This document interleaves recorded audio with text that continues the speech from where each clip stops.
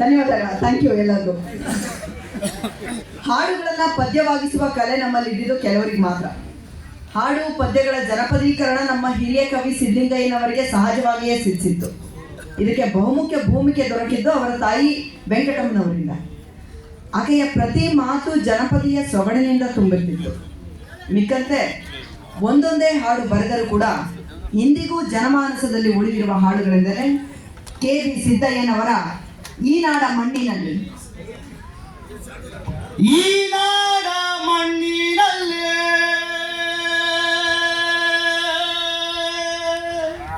ಮಣ್ಣಾದ ಜನಗಳ ಕಥೆಯ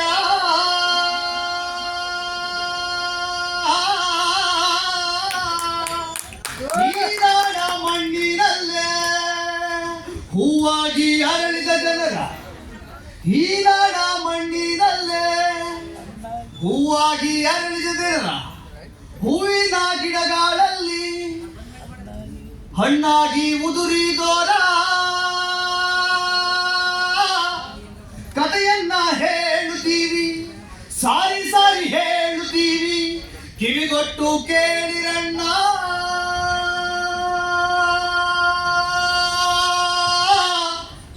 ನೋವಿನ ರಾಗವನ್ನ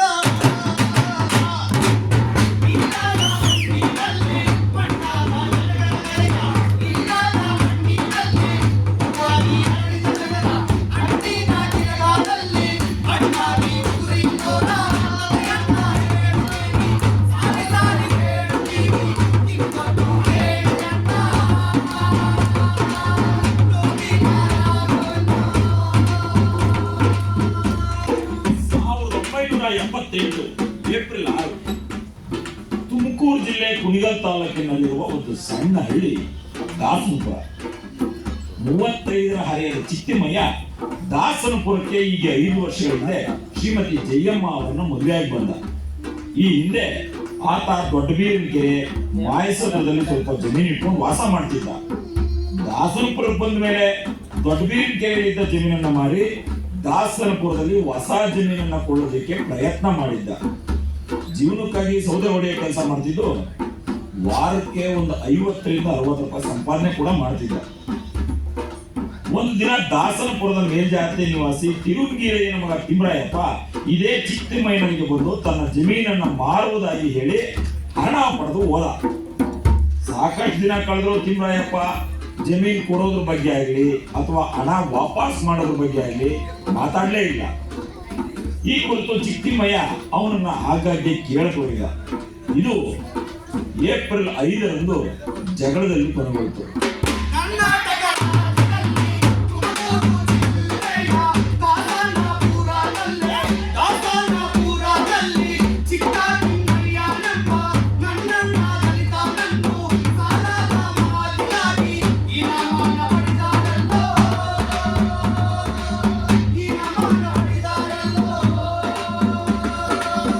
ಅದೇ ದಿನ ಸಾಯಂಕಾಲ ತಿಮ್ರಾಯಪ್ಪ ಮತ್ತು ಅವನ ಕಡೆ 8 ಜನ ಸೇರಿ ಚಿತ್ತಿಮಯ್ಯನನ್ನ ತಾರಾಮಾರಿ ಬಿಡಿದ್ರು.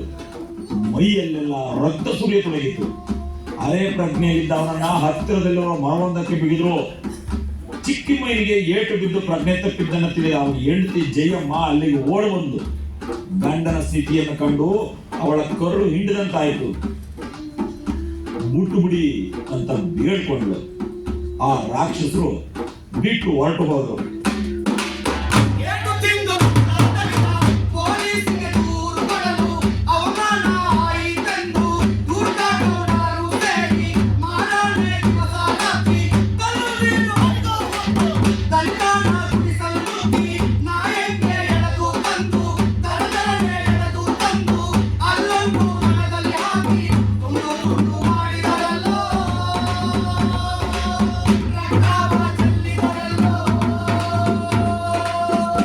ಮಧ್ಯರಾತ್ರಿ ವೇಳೆಯಲ್ಲಿ ಕೊಲೆಗಡಕರು ಚಿಕ್ಕ ತಿಮ್ಮಯ್ಯನ ಚೂರು ಚೂರು ದೇಹವನ್ನೆಲ್ಲ ಜೋಡಿಸಿ ತಂದು ಅವನ ಗುಡಿಸೊಳಗೆ ಇಟ್ಟು ಗುಡಿಸೊಳಗೆ ಬೆಂಕಿ ಹಚ್ಚಿ ಹೊರಟು ಹೋದ್ರು.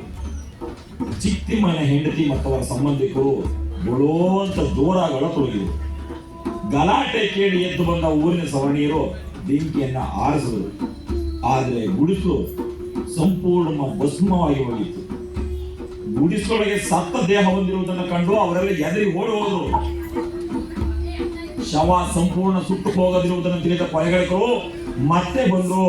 ಅದ್ರ ಮೇಲೆ ಎಣ್ಣೆ ಸುರಿದು ಬೆಂಕಿ ಹಚ್ಚಿ ಅದನ್ನ ಸಂಪೂರ್ಣ ಭಸ್ಮವಾಗುವವರೆಗೆ ಕಾದಿದ್ದು ನಂತರ ಹೊರಟು ಹೋದ್ರು. ಈ ಕರಾಳಗಳಿಗೆಯಲ್ಲೇ ಮೋಡಗಳು ಚದುರದೆ ನಿಂತು ಕಪ್ಪು ಕಪ್ಪಾಗಿದ್ರೆ ಮೂಡಲ ಸೀಮೆಯ ಹದ್ದುಗಳ ರಾಡದಾಗಿದ್ರೆ ಗಾಳಿಯು ಸುಳಿಯದೆ ನಿಂತು ಬೂದಿ ತೂರಾಡದಿದ್ರೆ ನನ್ನ ಮನಸ್ಸು ನಗುತ್ತಿತ್ತಲ್ಲೋ, ನನ್ನ ಮನಸ್ಸು ನಗುತ್ತಿತ್ತಲ್ಲೋ. ಚಿಕ್ಕ ತಿಮ್ಮಯ್ಯ ನನ್ನೊತ್ತಿಗೆ ಕೈಯಮ್ಮಳಿಗೆ ಮನೆಯಲ್ಲಿ ಕುಂತಿಲ್ಲ, ಕೈಯಲ್ಲಿ ಬೆಳಗಾಗಿಲ್ಲ, ಭೂಮಿಯ ಆಕಾಶವ ಕನಸಿನ ಊರಿನೊಳಗೆ ಅದ್ದೂರಿ ಮಾರಿಯಪ್ಪ ಗಗನದಲ್ಲಿ ಒಡೆಯ ಕತ್ತು, ಊರಿನಲ್ಲಿ ಗೌಡರ ಕತ್ತು, ಕೋಣದ ಮೇಳ ಮಡಿಗೆ ಮಾರಿಯ ಮುಂದೆ ಕೊನನ ಮೈಗೆ ಕೋಣನ ಕಾಲು ಕೂಪಿಗೆ ಬಿರಿದಂಗಾಗಿ ಕೈಯಮ್ಮ ಎದ್ದಾಳಲ್ಲೋ, ಮುಗ್ಗರಿಸಿ ಬಿದ್ದಾಳಲ್ಲೋ. ಜಯಮ್ಮ ಎದ್ದಾಳಲ್ಲೋ,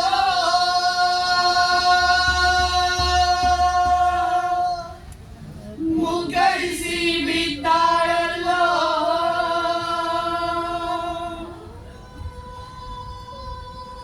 ಒತ್ತಾರೆಯವಳು ಎದ್ದು ತಾಳಿಯ ನೆನೆದು ನೆನೆದು ತಲೆಯ ಕೆದರಿಕೊಂಡು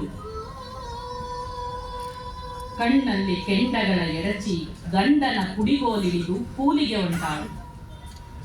ಉಳ್ಳವರ ಬೆಳೆಯಲಿ ಕೂತು ಕರಗಿದ ಕಣ್ಣುಗಳ ಕಗ್ಗತ್ತಲೆ ಕಿಂಡಿಯಲ್ಲಿ ರಕ್ತವ ಸುರಿಸುತ್ತಾಳೆ.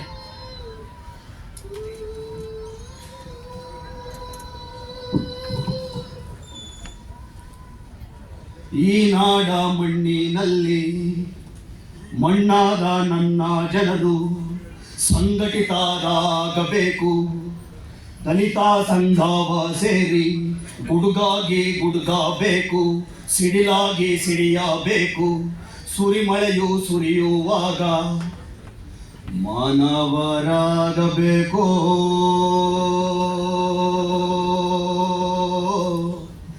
ನಾವೆಲ್ಲ ಕುಣಿಯಬೇಕು.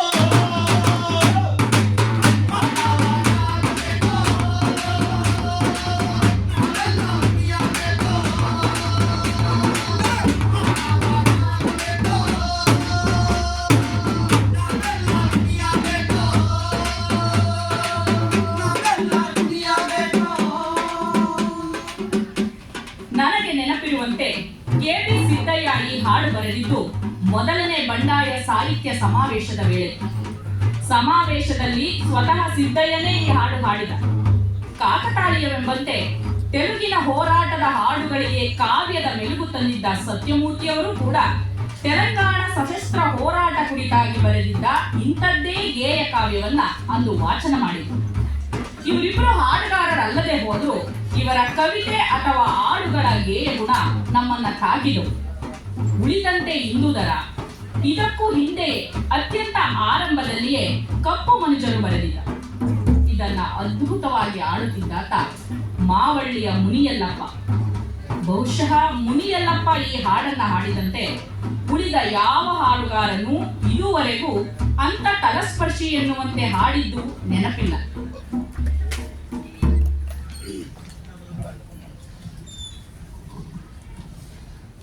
ತುತ್ತು ಕೂಳಿಗಾಗಿ ಸತ್ತ ದನಿಯವರೇ, ತುಂಡು ಬಟ್ಟೆಗಾಗಿ ಮೈ ಬತ್ತಿ ಹೋದವರೇ, ಕಪ್ಪು ಮನುಜರು ನಾವು ಕಪ್ಪು ಮನುಜರು ಕಪ್ಪು ಮನುಜರು ನಾವು ಕಪ್ಪು ಮನುಜರು ಕಪ್ಪು ಮನುಜರು ನಾವು ಕಪ್ಪು ಮನುಜರು ಈ ಮಣ್ಣ ಕರಿಯೊಡಲ ಹೆಸರಲ್ಲಿ ಬಿದ್ದು ಬಂದವರು ಈ ಮಣ್ಣ ಕರಿಯೊಡಲ ಹೆಸರಲ್ಲಿ ಬಿದ್ದು ಬಂದವರು ಪರಂಪರೆ ಪುರಾಣಗಳ ಕಚ್ಚರು ಕರಾಜರುಗಳ ಪರಂಪರೆ ಪುರಾಣಗಳ ಕಚ್ಚರು ಕರಾಜರುಗಳ ದೇವಾನು ದೇವರುಗಳ ಕಣ್ಣು ಕಾಲಡಿ ಸಿಕ್ಕಿ ಕೆಂಬೆವರ ಸುರಿಸಿ ಬರೀ ಕರಿಯ ಮುದ್ದೆಯಾದವರು ಯುಗ ಯುಗದ ಬಸಿರಲ್ಲಿ ಬರೀ ಭ್ರೂಣರಾದವರು ಕಪ್ಪು ಮನುಜರು ನಾವು ಕಪ್ಪು ಮನುಜರು ಕಪ್ಪು ಮನುಜರು ನಾವು ಕಪ್ಪು ಮನುಜರು ಈ ಮಣ್ಣ ಕರಿಯೊಡಲ ಹೆಸರಲ್ಲಿ ಬಿದ್ದು ಬಂದವರು ಈ ಮಣ್ಣ ಕರಿಯೊಡಲ ಹೆಸರಲ್ಲಿ ಬಿದ್ದು ಬಂದವರು ಮೈ ಚೆಲ್ಲಿ ಮಡಿ ಹಾಸಿದವರು ಕಸ ಗುಡಿಸಿ ಮಲ ಎತ್ತಿದವರು ಮೈ ಚೆಲ್ಲಿ ಮಡಿ ಹಾಸಿದವರು ಕಸ ಗುಡಿಸಿ ಮಲ ಎತ್ತಿದವರು ಪ್ರತಿ ಪ್ರಾಯದ ನಮ್ಮಕ್ಕ ತಂಗಿಯರ ಮಿಂಡತಿಯರ ಗವಿನವರು ಕದೀಮ ಒಡೆಯರ ಮನದೀಪ ಬೆಳಗಿಸಲು ದುಡಿಗು ದುಡಿಗು ನಡುಬಗ್ಗಿ ನರಸದವರು ಹೆಂಡ ಕುಡಿದು ಗುಂಡೆ ಹೋಳಾಗಿ ಮೈ ಮರೆತು ಮಲಗಿದವರು ಕಪ್ಪು ಮನುಜರು ನಾವು ಕಪ್ಪು ಮನುಜರು ಕಪ್ಪು ಮನುಜರು ನಾವು ಕಪ್ಪು ಮನುಜರು ಈ ಮಣ್ಣ ಕರಿಯೊಡಲ ಬಿದ್ದು ಬಂದವರು ಈ ಮಣ್ಣ ಕರಿಯೊಡಲ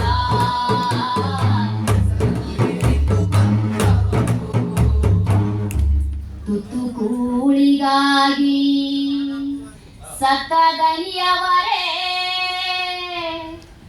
ತುಂಡು ಬಟ್ಟೆಗಾಗಿ ಮೈ ಬತ್ತಿ ಹೋದವರೇ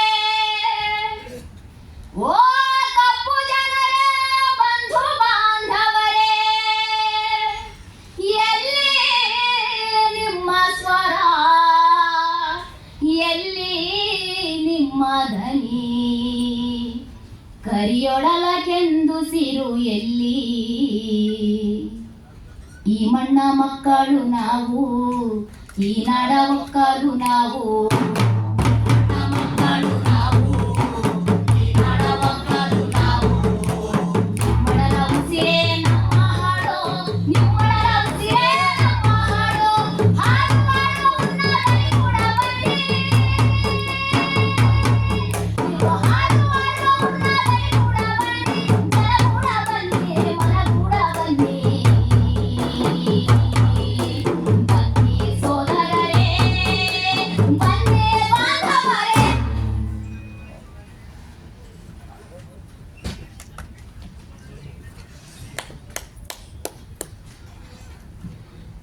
ನಾನು ತೆಲುಗಿನಲ್ಲಿ ಆರಂಭಕ್ಕೆ ಅನುವಾದಿಸಿದ ಅಥವಾ ಮರುಕಟ್ಟಿದ ಕಪ್ಪು ಕಪ್ಪು ಮೋಡದ ಜೊತೆ ಜೊತೆಗೇನೆ ಕನ್ನಡದಲ್ಲಿ ಬರುತ್ತಿಹವು ನಾವು ಬರೆದೆ.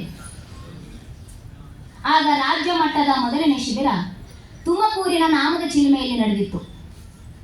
ಆ ಹಾಡಿಗೆ ಜನ್ಯ ಕ್ಯಾಂಪಿನಲ್ಲೇ ರಾಗ ಹಾಕಿದ ಹಾಗೂ ಹಾಡಿದ. ಉಳಿದ ಎಲ್ಲರ ಹಾಡುಗಳಷ್ಟೇ ಈ ಹಾಡು ಕೂಡ ಪ್ರಭಾವಶಾಲಿ ಹಾಗೂ ಜನಪ್ರಿಯ ಹಾಡಾಯಿತು.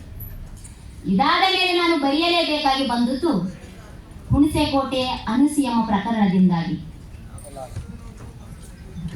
ಆಗ ನಾನಿನ್ನು ಕೆನರಾ ಬ್ಯಾಂಕ್ನ KGFನ ಕೆನರಾ ಬ್ಯಾಂಕ್ ಶಾಖೆಯಲ್ಲಿ ನೌಕರನಾಗಿದ್ದೆ.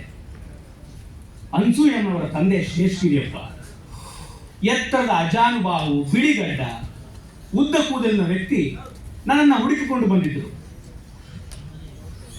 ಶೇಷಗಿರಿಯಪ್ಪನವರ ಪರಿಚಯವಾದದ್ದು ಹೀಗೆ. ಹುಣಸೇಕೋಟೆ KGFನ ನ್ಯಾಯಾಲಯದ ವ್ಯಾಪ್ತಿಗೆ ಸೇರಿದ್ದರಿಂದ ತಿಂಗಳಿಗೆ ಒಮ್ಮೆ ಆದರೂ ಅವರು ಅಲ್ಲಿಗೆ ಬರಲೇಬೇಕಿತ್ತು. ತನ್ನೂರಿನ ಪ್ರಭಾವಿ ರಾಜಕಾರಣಿಯಿಂದ ತಾನು ಅನುಭವಿಸಬೇಕಾಗಿ ಬಂದಿರುವ ಸಂಕಷ್ಟಗಳನ್ನು ತೋಡಿಕೊಂಡು ಮೊಕದ್ದಮೆಗಳೆಲ್ಲವೂ ನ್ಯಾಯಾಲಯದ ಕಟಕಟೆಯಲ್ಲಿದ್ದರಿಂದ ಸದ್ಯಕ್ಕೆ ಯಾರೂ ಏನೂ ಮಾಡುವಂತಿರಲಿಲ್ಲ. ಮುಖ್ಯವಾಗಿ ಶೇಷಗಿರಿಯಪ್ಪನ ಕಿರುಕುಳದ ಮೂಲ ಆತನಿಗಿದ್ದ ತುಂಡು ಭೂಮಿ.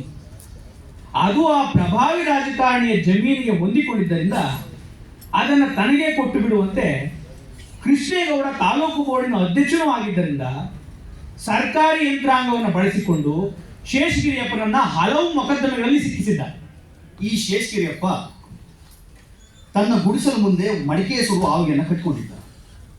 ಕೃಷ್ಣೇಗೌಡ ಈ ಆವಿಗೆ ಜನಸಂಚಾರಕ್ಕೆ ಅಡ್ಡಿಯಾಗುತ್ತಿದೆ ಅಂತಲೂ ಊರಿನ ಸೌಂದರ್ಯಕ್ಕೆ ಮಸಿ ಬಳಿದಿದೆ ಅಂತಲೂ ಆರೋಪ ಹೊರಿಸಿ ಅದನ್ನು ಕಿತ್ತು ಹಾಕುವಂತೆ BDO ಅವರಿಂದ ನೋಟಿಸ್ ಕೊಡಿಸಿದ್ದ. 1979 ಆಗಸ್ಟ್ 6ರ ಆ ಕರಾಳ ದಿನ ಕೃಷ್ಣೇಗೌಡನ ತಮ್ಮ ನಂಜುಂಡ ಮುಂತಾದ 15-20 ಜನ ಗುಂಡಾಗಳು ಸೀಬೆ ತೋಪು ಕಾಯುತ್ತಿದ್ದ ಶೇಷಗಿರಿಯಪ್ಪನ 19 ವರ್ಷದ ವಿಧವೆ ಮಗಳು ಅನ್ಸೂಯಮ್ಮನ ಮೇಲೆ ಅತ್ಯಾಚಾರ ಮಾಡಿದರು. ಪ್ರಜ್ಞೆ ತಪ್ಪಿ ಬಿದ್ದಿದ್ದ ಅವರ ಬಾಯಲ್ಲಿ ಹುಚ್ಚವೂ ಇತ್ತು. ಶೇಷಗಿರಿಯಪ್ಪನಿಗೆ ಸರ್ಕಾರಿ ಅಧಿಕಾರಿಗಳಿಂದಲೇ ಆಗಲಿ, ಮಂತ್ರಿಗಳ ಶಾಸಕರಿಂದಲೇ ಆಗಲಿ, ಪೊಲೀಸರಿಂದಲೇ ಆಗಲಿ ನೆರವು ದೊರೆಯಲಿಲ್ಲ. ಕೊನೆಯ ಗಳಿಗೆಯಲ್ಲಿ ಟೇಕಲ್ಲು ಪೊಲೀಸ್ ತಪ್ಪೇದಾರಿಗೆ ಅರ್ಜಿ ಸಲ್ಲಿಸಿ ನನ್ನನ್ನು ಕೂಲಿ ಆಗುವುದು ತಪ್ಪಿಸಿ ಎಂದು ಅಂಗಲಾಚಿದ. ಹೀಗಿರುವಾಗ ಕೋಲಾರದ ದಲಿತ ವಿದ್ಯಾರ್ಥಿ ಒಕ್ಕೂಟ ಹಳ್ಳಿಗಳಿಗೆ ಮರಳಿ ದಲಿತ ಮತ್ತು ಎಲ್ಲ ಬಡವರ ಜಾಗೃತಿ ಜಾಥಾ ನಡೆಸಿತು.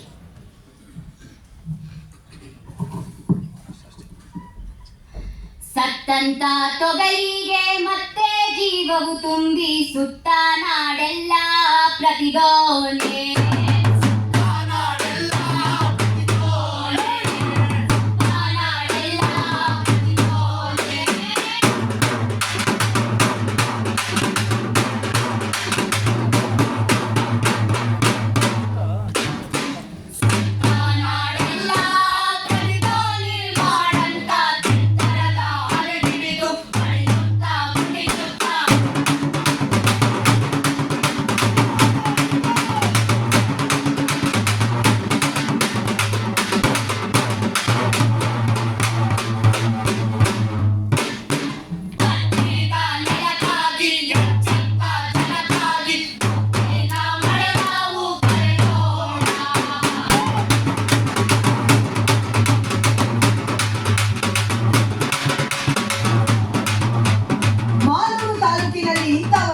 ನಡೆದಿರುವಾಗ ಅನಸೂಯಮ್ಮನ ಅತ್ಯಾಚಾರ ಪ್ರಕರಣ ಬೆಳಕಿಗೆ ಬಂದಿತು.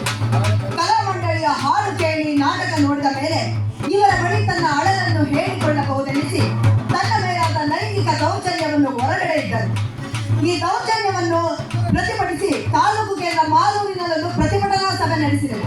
ಆ ಬಹಿರಂಗ ಸಭೆಯಲ್ಲಿ ನಾನು ಭಾಗವಹಿಸಿದ್ದೆ. ಈ ಪ್ರಕರಣವನ್ನು ದೊಡ್ಡ ಮಟ್ಟದಲ್ಲಿ ಎದುರಿಸಬೇಕೆಂದು ತೀರ್ಮಾನಿಸಿದರು.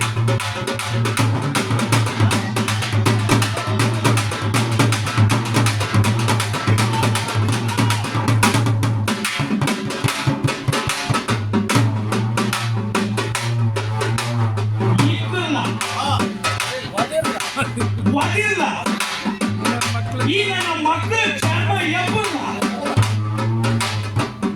ದೇವರು ಒಬ್ಬನೇ ಅಂತಾರೆ, ಊರಿಗೆ ಒಂದೊಂದರ ಗುಡಿ ಕಟ್ಸವ್ರೆ. ಎಲ್ಲರೂ ದೇವ್ರ ಮಕ್ಕಳು ಅಂತಾರೆ, ಒಲೆಯನ್ನ ಕಂಡ್ರೆ ಹಾವು ಕಂಡಂಗ ಆಡ್ತಾರೆ. ಇಕ್ಕಲ್ಲ ಒಲಿಲ್ಲ. ಇನ್ನ ನಮ್ಮ ಮಕ್ಕಳು ಚರ್ಮ ಎಬ್ಬಲ್ಲ. ಓಟ್ಲು ಬಾವಿ ಮನೆ ಯಾವಕ್ಕೂ ಸೇರ್ತಾರೆ. ನಮ್ ಹೇಳ್ತೀನೋ ನಾಯಿನ ಮನೆ ಒಳಗೆ ಬಿಟ್ಕೊತಾರೆ. ನಾವು ದುಡ್ದಿ ತಿಂತಾರೆ, ನಾವು ಬೆಳೆದಿ ತಗೋತಾರೆ, ನಾವು ಮಾತ್ರ ಬೇಡ.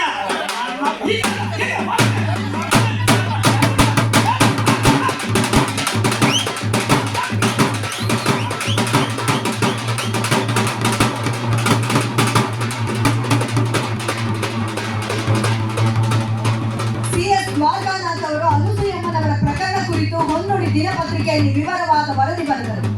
ನಾನು ಇದನ್ನೇ ಕೋಟಿ ಕೋಟಿ ಭಾಗಗಳಲ್ಲಿ ಹಾಡಾಗಿಸಿದೆ. ಈ ಒಂದೇ ಒಂದು ಹಾಡು ಮುಂದೆ ನಡೆದ ಶೇಷಗಿರಿಯಪ್ಪನ ಕಗ್ಗೊಲೆಯ ವಿರುದ್ಧ ಸಾವಿರಾರು ಜನರನ್ನು ಬೀದಿಗೆ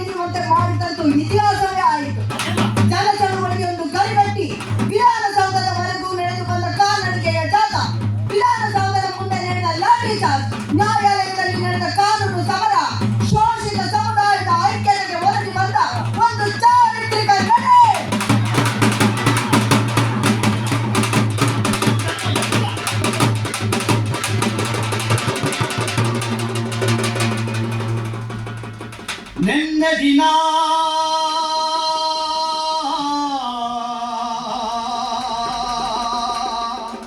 ನನ್ನ ಜನ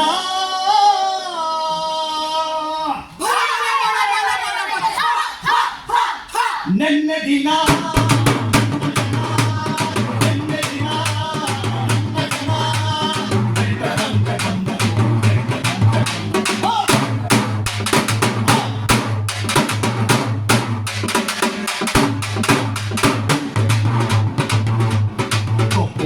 ಬೆಳ್ಳಿ ಗಡ್ಡ ಉರಿಯುತ್ತಿರುವ ಕಣ್ಣುಗಳು ಹಗಲು ರಾತ್ರಿಗಳನ್ನು ಸೀನಿದ್ದ ಹೆಣ್ಣು ಮಕ್ಕಳು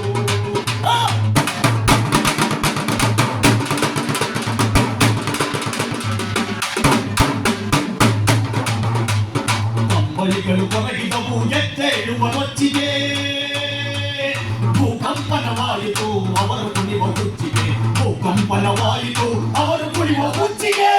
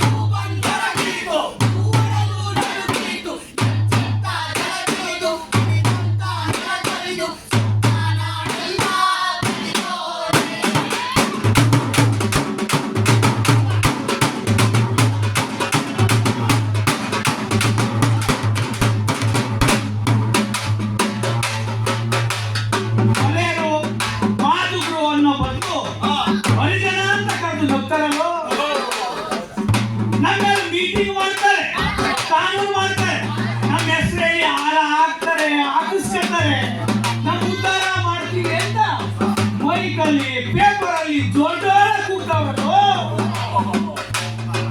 ನಾವು ಮಾತ್ರ ಸ್ಕೂಲ್ ಹೋಗಂಗಿಲ್ಲ ಜೀತಕ್ಕೆ ಹೋಗಬೇಕು ಕಲೆ ಎತ್ತಂಗಿಲ್ಲ ಬಗ್ಗಿಸ್ಬೇಕು ಈಗ ನಮ್ಮ ಮಕ್ಕಳು ಕಳ್ಳಾಟ ಆಡ್ತಾವ್ರೆ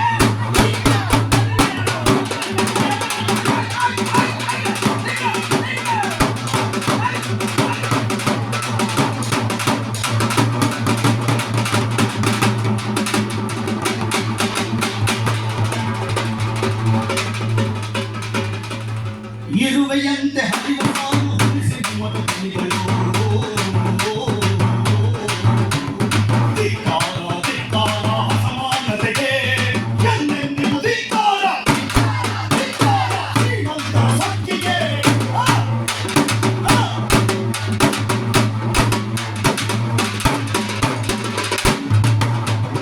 ಲಕ್ಷಾಂತರ ನಾಗರುಗಳು ಹುಟ್ಟಬೇಕು ಬಂದಂತೆ ಮಾರಿದರು ಪಾತಾಳಕ್ಕೆ ಇಳಿದರು ಆಕಾಶಕ್ಕೆ ತೆಗೆದರು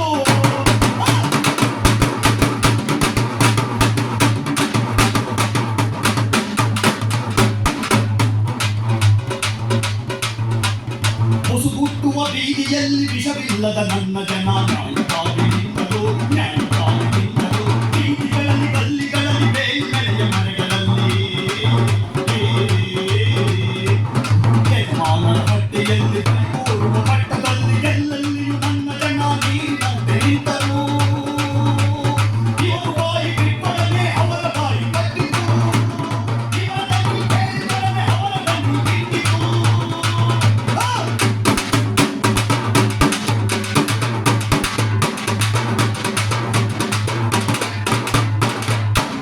ಪೊಲೀಸರ ಬಣ್ಣಗಳು ಏಜೆಂಟರ ಕತ್ತಿಗಳು ವೇದಶಾಸ್ತ್ರ ಪುರಾಣ ಅನ್ನೂತನ ಪುರಾಣ ವೇದಶಾಸ್ತ್ರ ಪುರಾಣ ಅನ್ನೂತನ ಪುರಾಣ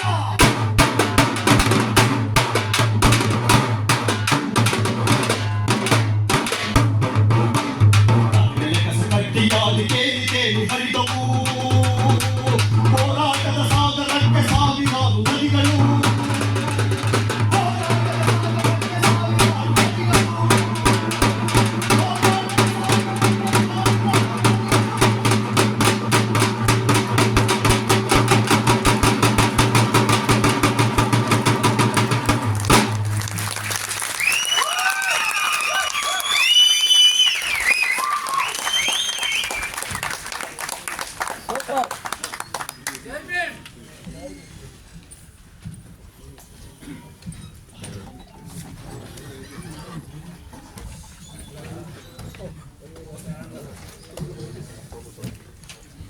ಇಷ್ಟೆಲ್ಲ ಹೋರಾಟಗಳು ಪ್ರತಿಭಟನೆಗಳಾದರೂ ಸರ್ಕಾರದ ಯಂತ್ರ ನಿಷ್ಕ್ರಿಯವಾಗಿತ್ತು. ಅಧಿಕಾರಿಗಳು ಕೃಷ್ಣಗೌಡನ ಪರವಾಗಿದ್ದರು, ಪೊಲೀಸರು ಗೊರಿಕೆ ಹೊಡೆಯುತ್ತಿದ್ದರು. ತಾವು ಏನು ಮಾಡಿದರೂ ನಡೆಯುತ್ತದೆ ಎಂದು ಹುರುಪುಗೊಂಡ ಕೃಷ್ಣಗೌಡ ಮತ್ತು ಅವನ ದುಷ್ಟಕೂಟ ತಾರೀಖು 30/3/1980 ಶೇಷಗಿರಿಯಪ್ಪನ ಮನೆಗೆ ನುಗ್ಗಿ ಅವನನ್ನು ಕೊಲೆ ಮಾಡಿದರು.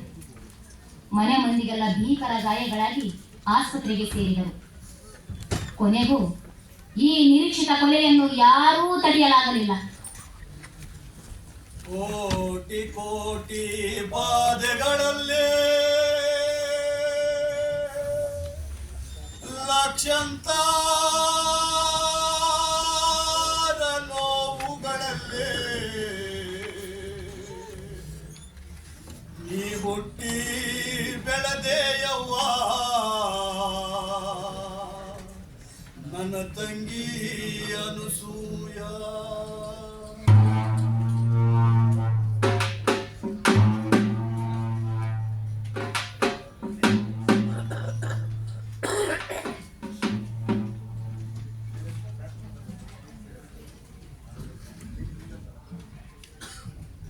ಮುಂದೆ ಈ ಹಾಡು ಹರಿಕತೆ ದಾಸರಿಂದ ಹಿಡಿದು ಬೀದಿ ಭಿಕ್ಷುಕರ ಕಂಠದವರೆಗೂ ಹಬ್ಬುತ್ತಾ ಹೋದ ಪರ್ಯಂತೂ ವಿಸ್ಮಯವೇ ಸರಿ. ಚಿಕ್ಕಮಗಳೂರಿನ ಕೂದುವಳಿಯಲ್ಲಿ ನಡೆದ ದಲಿತ ಸಂಘರ್ಷ ಸಮಿತಿ ಶಿಬಿರಕ್ಕೆ ನಾನು ಬರುವ ಸುದ್ದಿ ತಿಳಿದ ಅಲ್ಲಿನ ಹೆಣ್ಣುಮಕ್ಕಳು ಅನಸೂಯಮ್ಮನ ಹಾಡು ಬರೆದವರು ಬರ್ತಾರಂತೆ ಎಂದು ಮಧ್ಯರಾತ್ರಿವರೆಗೂ ಕಾದಿದ್ದವರಿಗೆ ಯಾವತ್ತೂ ಮರೆಯಲಾಗದ ಅನುಭವ. ಆದರೆ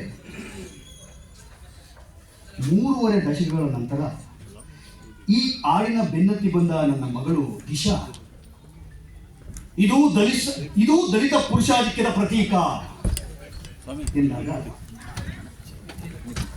ಹೌದೆನಿಸಿ ಪಶ್ಚಾತ್ತಾಪಪಟ್ಟು ಸಾರಿ ಐ ಡಿಸೋರ್ವ್ ದಿಸ್ ಎಂದು ಕೈಚೆಲ್ಲಿದ್ದೆ.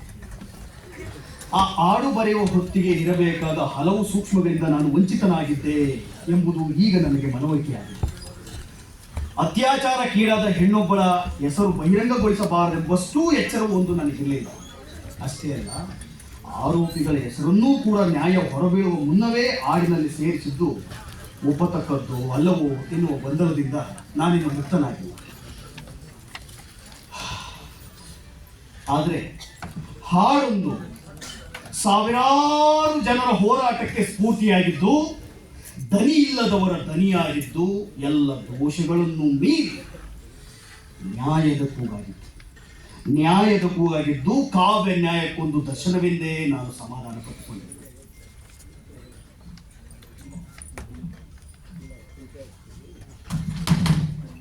The song penned down by my father narrated the painful life journey of a 19-year-old widow, Anasuyamma, who was gang raped by the feudal lords of her village. It demanded justice for an innocent victim and pledged not to back down until justice was delivered to her. The song is seen as the epitome of the new emerging Dalit politics in Karnataka that sheltered several marginalized castes. Today, the song is etched in people's memories, almost like a symbol that signifies the commitment of DSS to gender justice. It is famously upheld for its fight against women's exploitation. However, when I read the song's lyrics, I felt uneasy and upset, mainly with my father, although I could not articulate my uneasiness.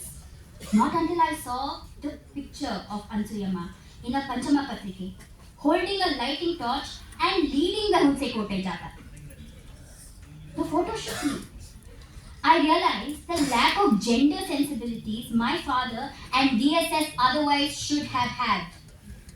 Several questions gushed at once and woke me up from my slumber. For the first time, I saw a woman at the forefront of the Dalit movement. This immediately brought forth the questions of caste and gender in me. I asked myself whether it was my ignorance that I knew nothing about the women in the Dalit movement, or whether the Dalit movement ignored its women's participants. I wondered where the Dalit women activists were and why DSS failed to build a women's leadership despite having fierce women like Anasuyamma around. One can only imagine the agency and courage Anasuyamma would have mustered to break away from the shame of sexual violence and fight for her justice. She actively participated in DSS and fought against inequality.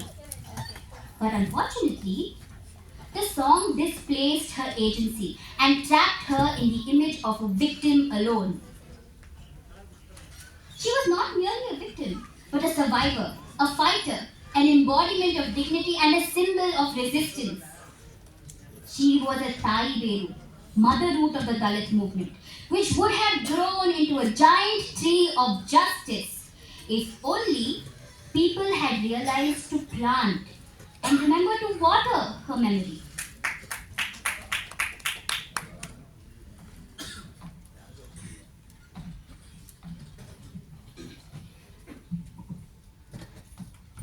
ಈ ಪ್ರಸ್ತುತಿ ಹೋರಾಟದ ಸಾಗರದಲ್ಲಿ ಒಂದು ಸಣ್ಣ ಹನಿಯಷ್ಟೇ. ಇನ್ನು ಹಾಡಬೇಕಾದ ಹಾಡುಗಳು, ನೆನೆಯಬೇಕಾದ ಹೋರಾಟಗಳು ಸಾವಿರಾರು. ಈ ಹಾಡುಗಳ ಹೋರಾಟಗಳ ಬೆನ್ನ ಭಿತ್ತಿಯಲ್ಲಿದ್ದವರು ಡಾಕ್ಟರ್ ಬಾಬಾ ಸಾಹೇಬ್ ಅಂಬೇಡ್ಕರ್ ಅವರು ಮತ್ತು ಅವರ ಶಿಕ್ಷಣ, ಸಂಘಟನೆ, ಹೋರಾಟಗಳ ದಾರ್ಶನಿಕರು. ಅವರನ್ನು ನೆನೆಯದ ಹೊರತು ಈ ಪ್ರಸ್ತುತಿ ಪೂರ್ಣವಾಗುವುದಿಲ್ಲ. ಈಗ ಸಿದ್ದಲಿಂಗಯ್ಯನವರ ಹಾಡು. ನಾಡ ನಡುವಿನಿಂದ ಸಿಡಿದ ನೋವಿನ ಕೂಗೆ, ಆಕಾಶದಾಗಲಕ್ಕೋ ನಿಂತಾಲವೇ. ನಾಡ ನಡುವಿನಿಂದ ಸಿಡಿದ ನೋವಿನ ಕೂಗೆ, ಆಕಾಶದಾಗಲಕ್ಕೋ ನಿಂತಾಲವೇ. ಆಕಾಶದಾಗಲಕ್ಕೋ ನಿಂತಾಲವೇ. ಕೋಟಿ ಕೋಟಿ ಕಪ್ಪು ಜನರ ಮೊಟ್ಟ ಮೊದಲ ಮಾತೆ, ಕೋಟಿ ಕೋಟಿ ಕಪ್ಪು ಜನರ ಮೊಟ್ಟ ಮೊದಲ ಮಾತೆ. ನೀರಿನಾಚೆ ಮೋಡದಾಚೆ ಮೊಳಗಿದಂತ ಘೋಷವೇ, ನೀರಿನಾಚೆ ಮೋಡದಾಚೆ ಮೊಳಗಿದಂತ ಘೋಷವೇ. ನಾಡ ನಡುವಿನಿಂದ ಸಿಡಿದ ನೋವಿನ ಕೂಗೆ, ಆಕಾಶದಾಗಲಕ್ಕೋ ನಿಂತಾಲವೇ. ಆಕಾಶದಾಗಲಕ್ಕೋ ನಿಂತಾಲವೇ. ಬಾಳಿನಲ್ಲಿ ಕಂಡುಕೊಂಡೆ ಹೋರಾಟದ ದಾರಿಯ, ಬಾಳಿನಲ್ಲಿ ಕಂಡುಕೊಂಡೆ ಹೋರಾಟದ ದಾರಿಯ, ಕರೆದು ಕರೆದು ತೋರಿಸಿದೆ ಮಹಾಮನೆಯ ಬಿರುಕನು, ಕರೆದು ಕರೆದು ತೋರಿಸಿದೆ ಮಹಾಮನೆಯ ಬಿರುಕನು. ನಾಡ ನಡುವಿನಿಂದ ಸಿಡಿದ ನೋವಿನ ಕೂಗೆ, ಆಕಾಶದಾಗಲಕ್ಕೋ ನಿಂತಾಲವೇ. ಆಕಾಶದಾಗಲಕ್ಕೋ ನಿಂತಾಲವೇ. ಜಾತಿಯನ್ನು ಊದು ಬಿಡಲು ಲಕ್ಷ ಲಕ್ಷ ಜನರನ್ನು,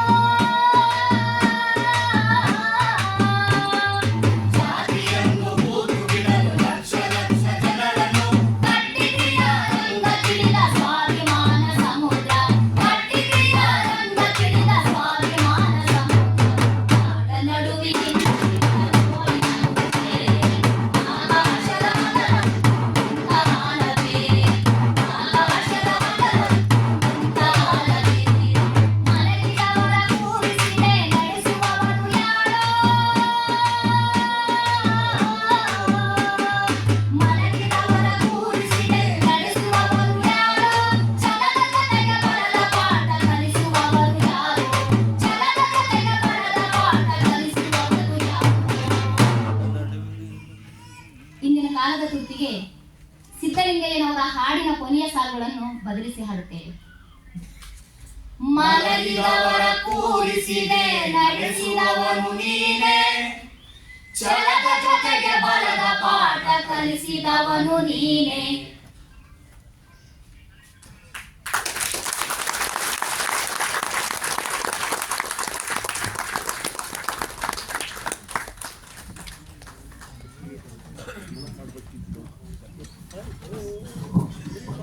ಇಷ್ಟೊತ್ತು ನಾಟಕ ನೋಡಿದ ನಿಮಗೆಲ್ಲರಿಗೂ ಧನ್ಯವಾದಗಳು.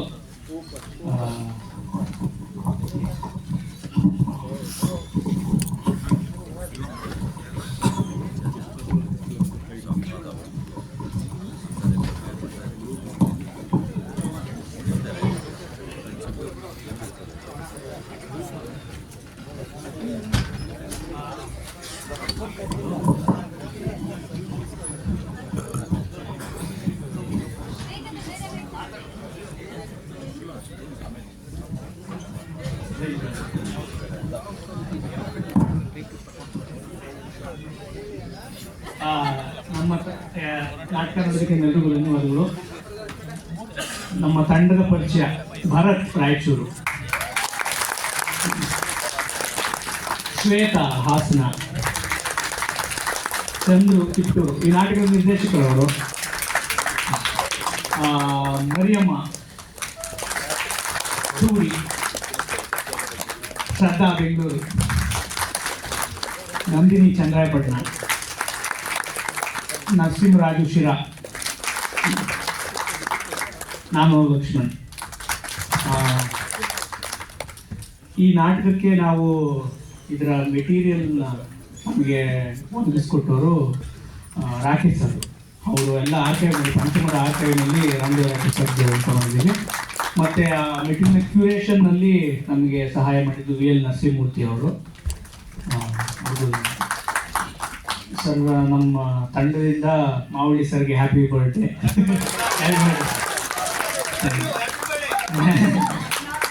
ಅಂದಂಗೆ